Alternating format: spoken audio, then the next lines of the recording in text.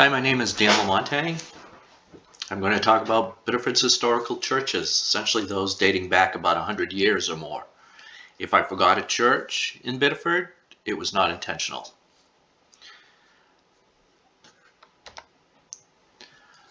From 1636 to 1718, both sides of the Saco River were one town, and it was named Saco. In 1718, the town was renamed Biddeford, after a town in Biddeford, England. The west side remained Biddeford thereafter. In 1762, the east side of the river was granted permission to become its own town and was renamed Pepperellborough, after Sir William Pepperell, who had died in 1759. In 1805, the name was changed back to the original Saco. During this talk, I'm going to refer to Biddeford and Saco as they are today. In 1630, the permanent settlement of Biddeford occurred. It appears that there was no minister among the settlers. In 1636, Reverend Richard Gibson was called in to serve all the settlers from the Saco River to Falmouth, which is today's Portland. A church was located at Winter Harbor, today's Biddeford Pool. George Folsom indicates a meeting house was built at Winter Harbor between 1660 and 1666, most likely near the pool. The exact location is unknown. The town treasurer's records from 1664 indicate payments to several men for work done on this meeting house, providing evidence that it existed. Back then, a meeting house was used for town meetings and church services. At the town meeting on September 22, 1666, the seat assignments were made. Attendance at worship services was rigorously enforced. In 1719, a new meeting house measuring 35 feet by 30 feet was built next to the burying ground on John Henderson's Hill, which is now the site of the Pets Medical Center at the University of New England in Biddeford. This recent photo shows the burying ground and the medical center building at the top, which is a good guess as to where the meeting house was probably located, up here.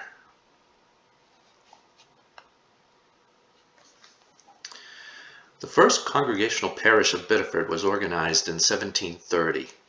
The first minister was Reverend Samuel Willard, who served 11 years until his death in 1741. The next permanent minister was Reverend Moses Morrill, who served for 36 years until his death in 1778. His successor was Reverend Nathaniel Webster, who served 49 years until 1828. He died 2 years later in 1830 at age 81.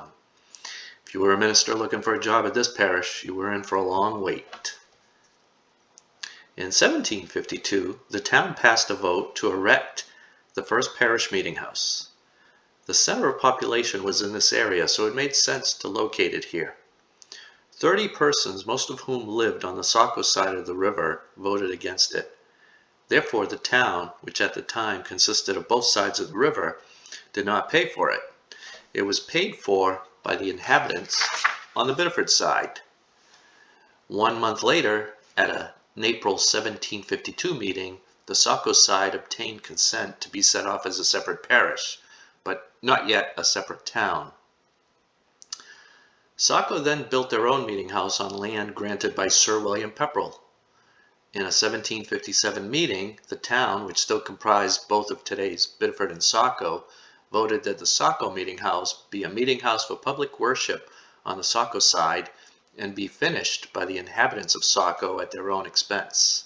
This only made sense since the Biddeford inhabitants had footed the bill for the cost of their own building. The town also voted to allow Reverend Morrill to preach 1/3 of his time in Saco. In 1759, the first parish meeting house was completed. It was large enough to seat 800 to 1,000 persons. It was much larger and different than our current building. Here is a drawing of it from a survey map dating to 1795.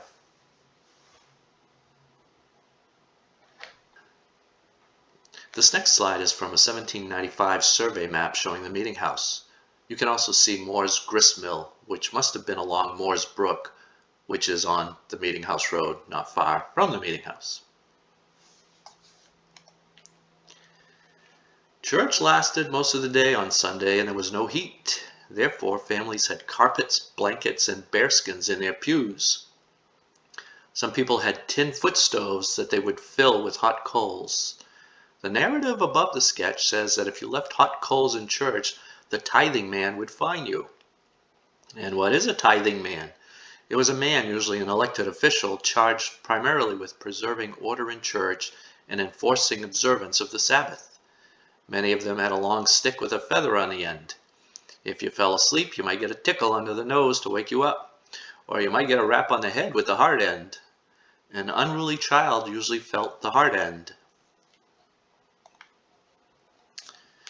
The first parish meeting house was the center of Biddeford's political and religious life until the 1830s. At that point, the meeting house was too far from the new center of population, which was located in the downtown we know today. Such a large building was no longer necessary. Therefore, in 1840, the building was remodeled close to the form it has now. The steeple was removed and it was reduced in size. The renovations were accomplished by Samuel Clifford for $750. $750, that's right. Dedication as a church was made on September 4th, 1840.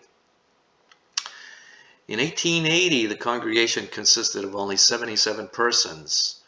It dwindled away to other churches until only one service was held per year as a memorial until 1968. Notable events that occurred here. On July 30th, 1774, resolutions were adopted at the town meeting that expressed support for a suspension of all commerce with Great Britain in response to the intolerable acts enacted by the British Parliament. The Declaration of Independence was read here and approved on July 21st, 1776, and men were raised for the Continental Army. So here's the meeting house after it was remodeled. This picture's from 1890. There's only been minor changes since then as to how it looks currently. Here it is in 1894. I noticed the chimney back there, whereas now in 1908, chimney's in the front. Here it is in 2021. So you had to buy your own pew. This is a diagram of the pew owners in 1840. I assume they could be sold and that they were transferable through one's will. It appears all the pews were owned by someone, so I'm assuming that non-owners were up in a balcony or stood in back.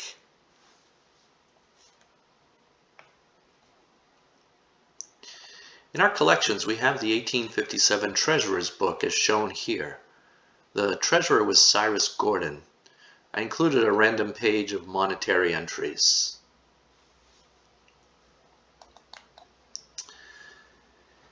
In 1797, a division of the parish took place, partly because of the hard feelings which resulted after one of its members, the lawyer Jeremiah Hill, had been tried but not convicted of heresy because of his liberal beliefs. Among the leaders of this defection were Hill and U.S. Congressman George Thatcher. Thatcher Hotel is named after him.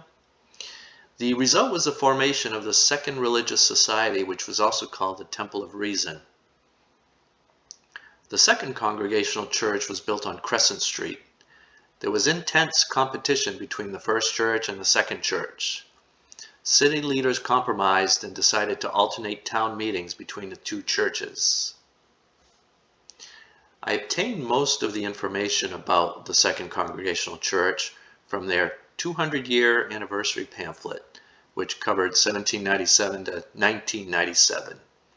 We have this pamphlet in our archives. It was built in 1797. It was located on Crescent Street along the well-traveled Kings Highway.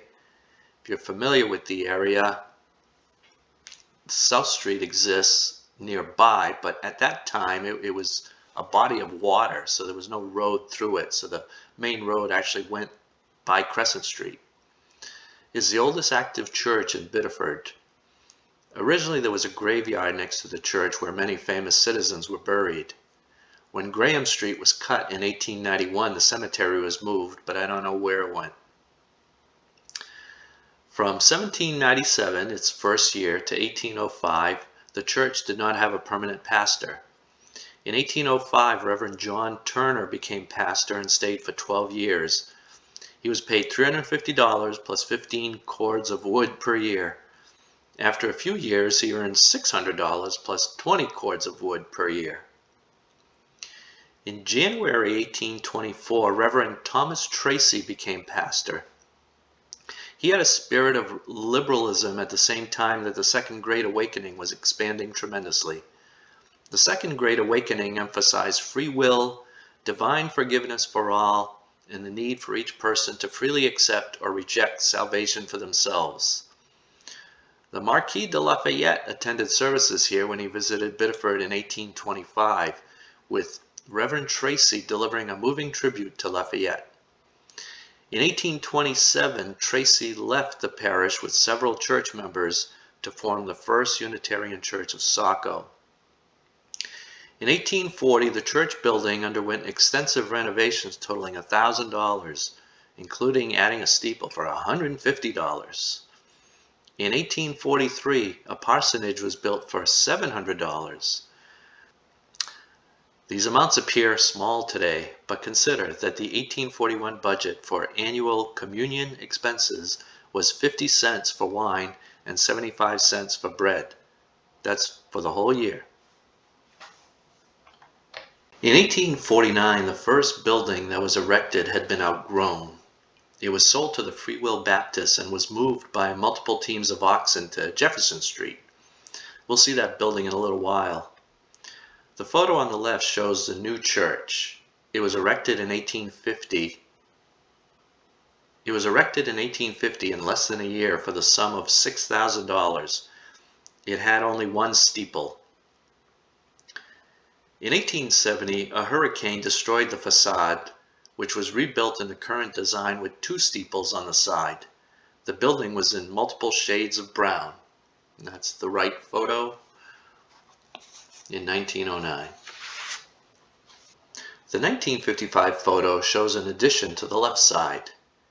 In the 2022 photo, it looks like what might have been a bell tower is missing. So 1955 over here, but that's gone in 2022. Frederick Douglass was denied the pulpit at this church in 1855. After escaping from slavery, he became a national leader in the abolitionist movement.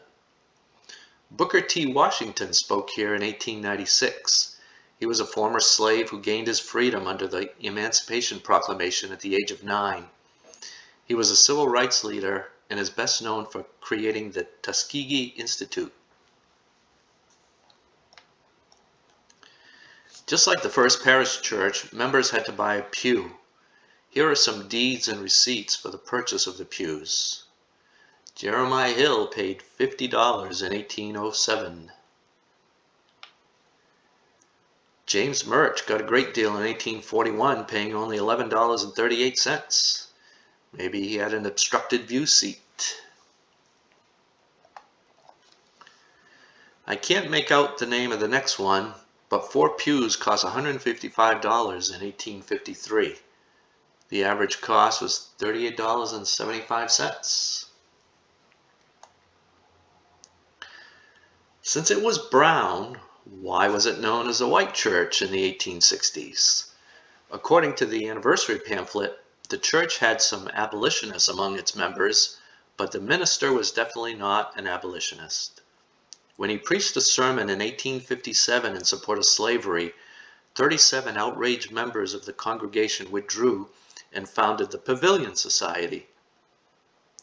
The pro-slavery views of some members earned the church the name of the White Church. It's still referred to as the White Church today, but not for those reasons.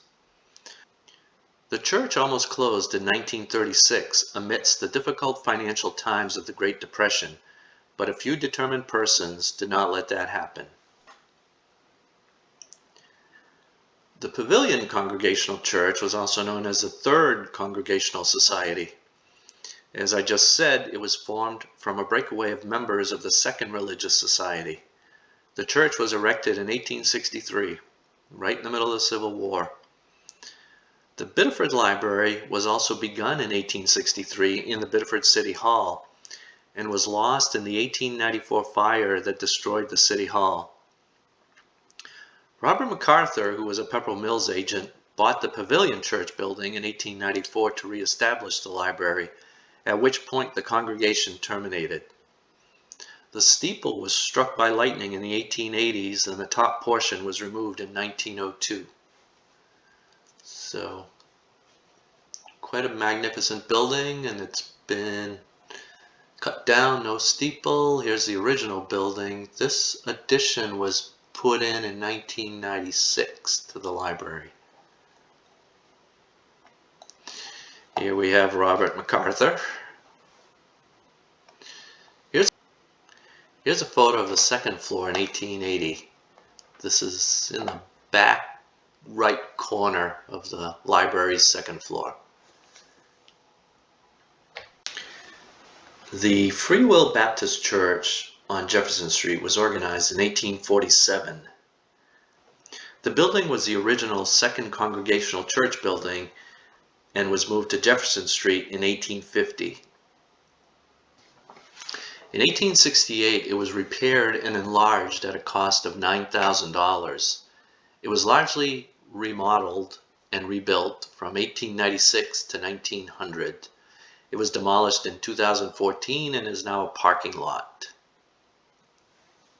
So this is the original Second Congregational Church building that was on Crescent Street. In 1850, it was moved to the Jefferson Street location. So it still looked pretty similar in 2012. And then it was demolished, and in 2023, it's just a parking lot. The first Baptist church was on the corner of Adams and Jefferson Streets. It was built in 1855. It was purchased by the Greek community in 1936 and became St. Demetrios. After selling their building to the Greek community, the First Baptist congregation then joined the Free Will Baptist Church on Jefferson Street, and the joint congregation became the United Baptist Church. The Greek Orthodox community originally worshipped in various rented halls along Main and Alfred Streets, then at this building at 7 Emery Street from 1908 to 1936. In 1936, they purchased the Baptist Church on the corner of Adams and Jefferson Streets. As just mentioned, it was this building. That's from 1910. And 1955 still looked a lot like it did before.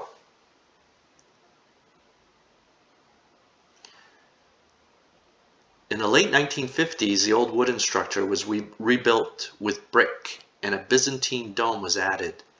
It was dedicated in 1961. In 2000, the congregation moved to a newly built church in Saco. The building exterior looks the same today as it did in this 1985 photo.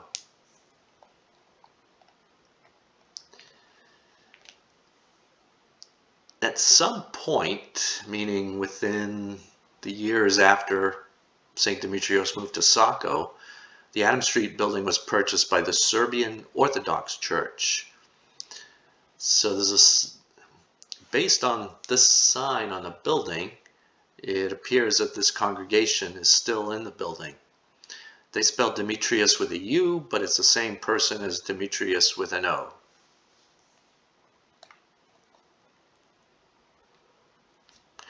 The Universalist Church was built in 1867 and was located at the top of the hill bordered by Jefferson, Adams, and South Streets, which is in City Square. A 1954 hurricane damaged the steeple, and the steeple was not rebuilt. Here we are in 1869. You can see the white church, the Second Congregational Church from Crescent Street in the background. Right here now there's a statue, and this is Adams Street.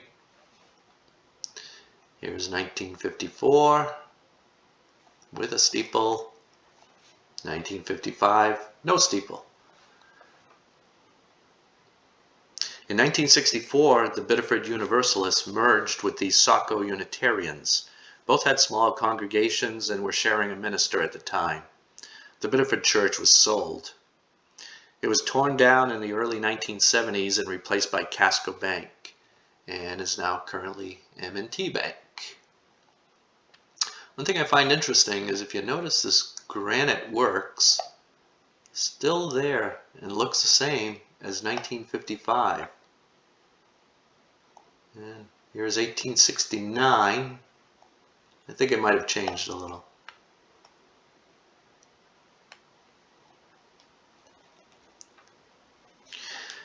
The Alfred Street Methodist Church was located on the corner of Alfred and Bacon Streets and was built in 1847.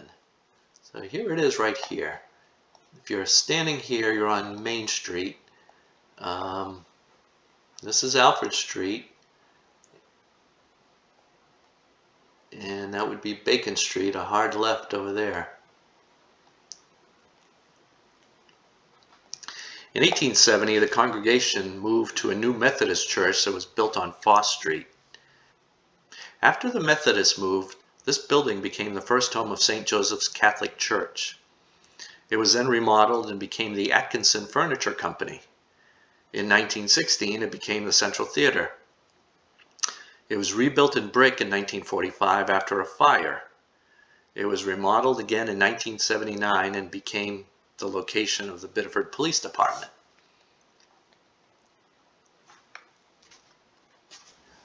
The Foss Street Methodist Church is located on the corner of Foss and Pool Streets. It's the congregation that moved from the Alfred Street Methodist Church. The steeple was struck by lightning and burned in 1949.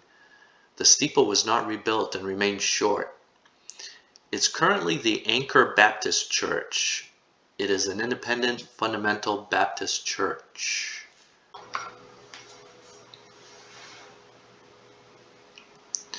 The South Biddeford Methodist Church was constructed around 1836. It's located at 524 Pool Road. If you take the Secaucus Road and you drive around and come out at the other end, it's pretty much right across from that other end. In 1975, it merged with the Foss Street Methodist Church, and it's currently a private residence and business.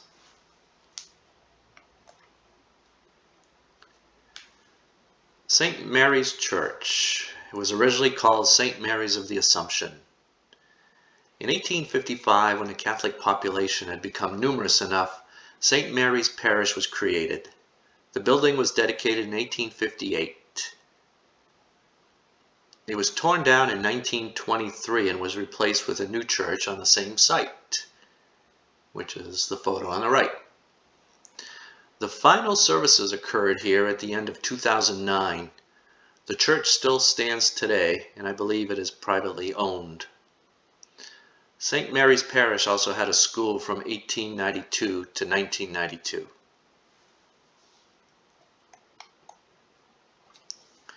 St. Joseph's Church and Parish.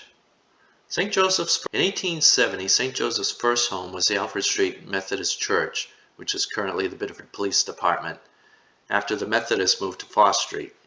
They paid $5,000 for it. The current church building on Elm Street was begun in 1873 and was completed around 1883. It was created to serve the French Canadians who numbered around 1,700 in 1870. In 1870, the total population of Biddeford was 10,282 people, so that 1,700 is 17% of the total.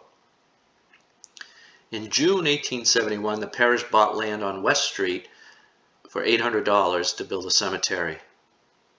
In 1882, the Sisters of Good Shepherd of Quebec came to Biddeford to provide education to Franco-American children. Education for 500 students began in the basement of St. Joseph's Church. In 1888, this building on Birch Street was completed and 860 students were enrolled. This building is now apartments.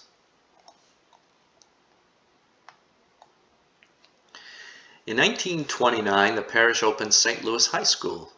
It closed in 1970. St. Joseph's Kindergarten to 8th grade then moved into this building. In 1992, St. Andrew's and St. Mary's schools closed and merged with St. Joseph's into this building. They had a school naming contest among the incoming 8th graders, and Mike Preventure came up with St. James. It's a combination of letters of the three schools that were merged. J is from Joseph, A is from Andre, and M is from Mary.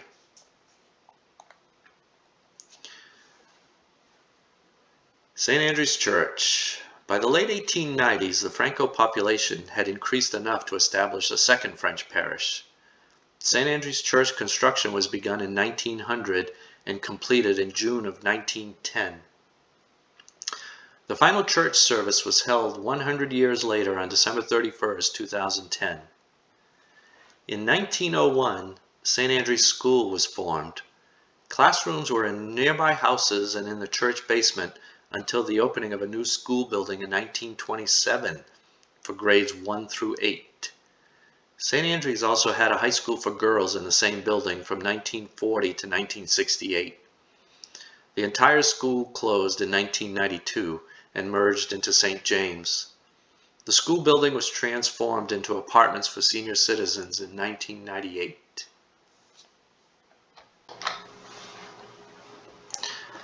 The most influential pastor of St. Andrew's Parish was Reverend Arthur DeCary, who took over in 1919. He served St. Andrew's for 31 years. His brother, Zenon DeCary, Xenon, joined him at some point, but I couldn't find the year. They were from a wealthy Montreal family and used their wealth for the health, education, and welfare of the parish and the community. Notable accomplishments under their leadership include, in 1916, constructing a convent for the sisters teaching at the school. In 1931, the opening of Stella Maris, which was an orphanage and boarding school.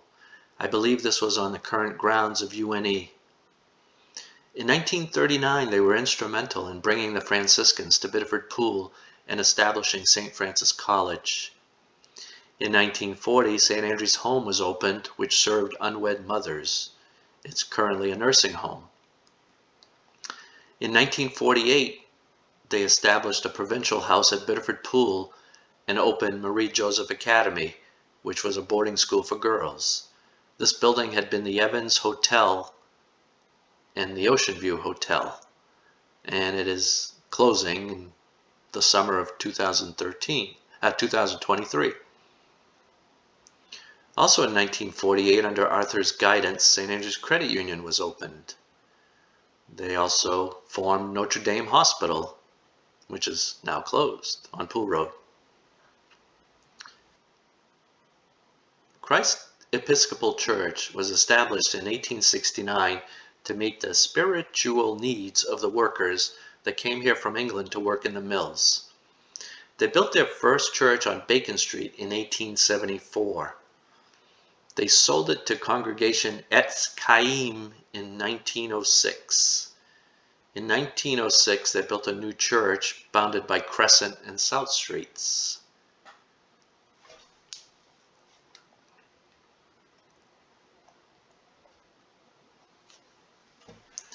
Their website says they were a working-class faith community. When the mills started to move to the southern states in the 1940s, the membership declined and continued to do so through the early 2000s. In 2011, the church realized it could no longer sustain itself as a parish, so worship ended in December 2012.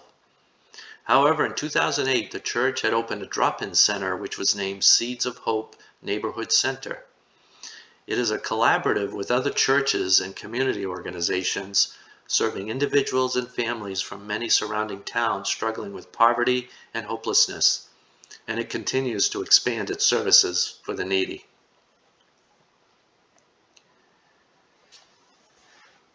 Congregation Etz Chaim Synagogue. The first Jewish residents in the area were mainly from Lithuania, Russia, and Poland, and arrived in the 1880s. The Jewish community had informal worship gatherings in the homes of immigrants. In 1906, their current place of worship was purchased from the Christ Episcopal Church for $4,100, which is this, which is now the Jewish synagogue. During the 1950s and 1960s, there was a dwindling membership base. Beginning in 1967, the synagogue's doors remained closed for over a decade, except for yearly high holiday services conducted by visiting rabbis. A revitalization occurred in the 1980s and 1990s. In the late 1980s, the congregation discontinued its Orthodox affiliation, which then drew in a larger and younger membership.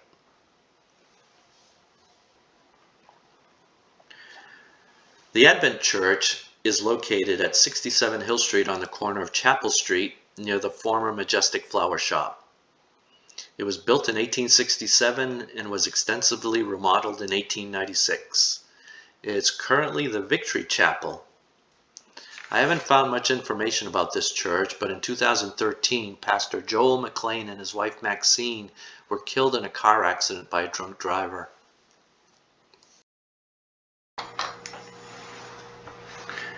In my talk at the Meeting House on June 7, 2023, somebody asked about the Muslim mosque, and I forgot about this, so I'm including some information here that wasn't in my presentation. There were some Albanian men that came to work in the mills here, and around 1915, the Muslim community was meeting for prayers. So this signifies the formation of an early mosque in Biddeford. And I've Googled another site, and it says that the first mosque was in Biddeford, Maine in 1915 for the first mosque in North America. So that's pretty interesting. So here's some information about it. If you just Google Woodlawn Cemetery Muslim Burial Ground, or you can type in that website up above.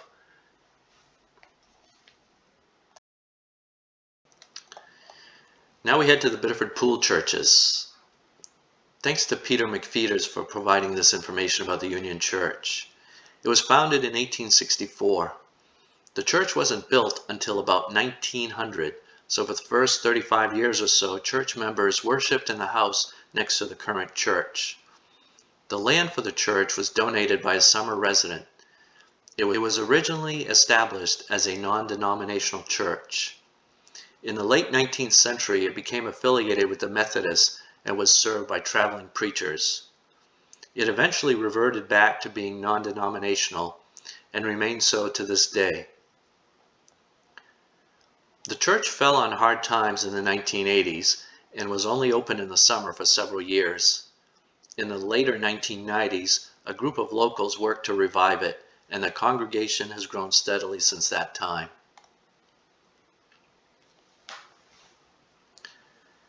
Thanks to Ed Reardon and Peter McFeeters for providing this information about St. Martin's in the Field Episcopal Church. The cornerstone was laid on July 12th or 19th, 1914 by Reverend Philip Schuyler. The program says July 12th, over here, but I also have two newspaper clippings that say July 19th, right over here. Mr. Wright Emmons was the contractor. It appears that the contract cost was $5,525. I also believe it was completed in 1916.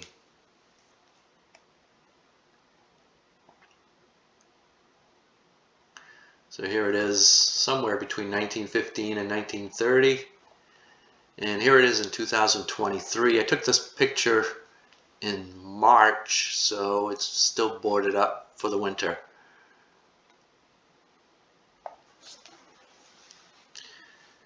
Thank you to Ken Bix for providing this information about St. Brendan's Chapel. It was dedicated in 1916 to offer Catholic services to local residents and summer visitors. Before that, it was a long walk or horse and buggy ride to downtown Biddeford. Father Timothy Linehan, who was the pastor of St. Mary's Church for 32 years, was instrumental in establishing this chapel and raising the money to build it. The land was purchased from Emma Goldthwaite in 1914 for $3,900 and included the home next door. The architect was Timothy O'Connell, who designed over 600 civil and religious buildings, including St. Mary's and St. Andrew's in Biddeford. He destroyed all of his records and drawings when he retired in 1950. Apparently, the Hussey family had a set of originals which have been preserved and are displayed in the chapel.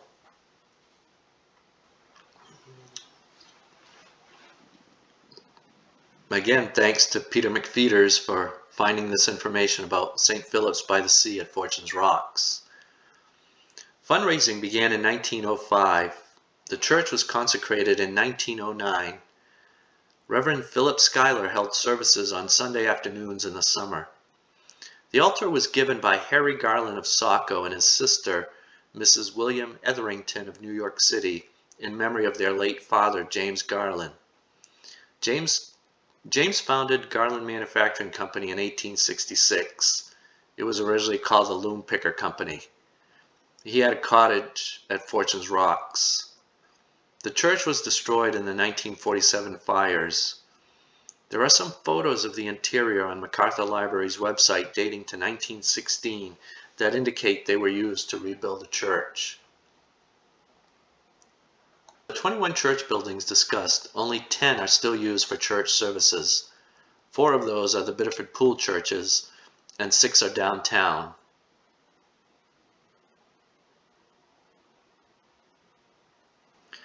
Six of the original church buildings no longer exist.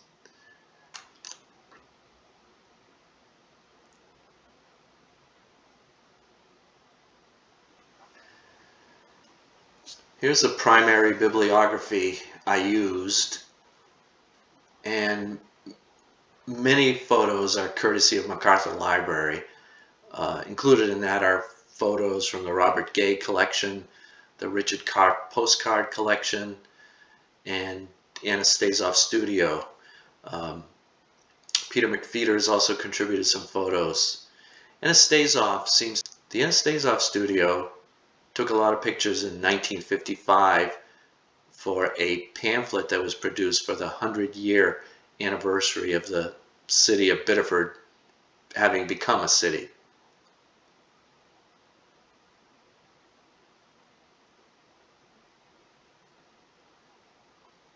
Thanks for watching.